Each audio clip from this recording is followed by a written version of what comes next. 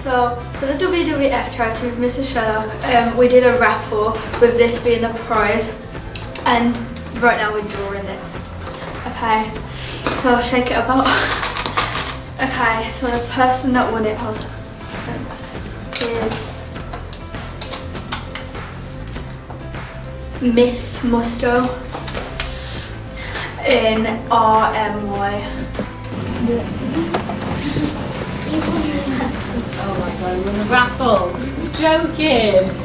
Oh, thanks girls.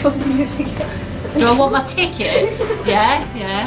So altogether from this charity we've raised over £203.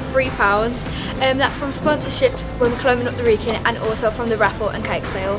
For the money that we raise, we will adopt endangered animals, and Mr. Sherlock will be adopted too. So next term for the WWF charity, we're going to be doing things such as like face painting, cake sales, and it's all going to be sort of a club. Thank you for our donations.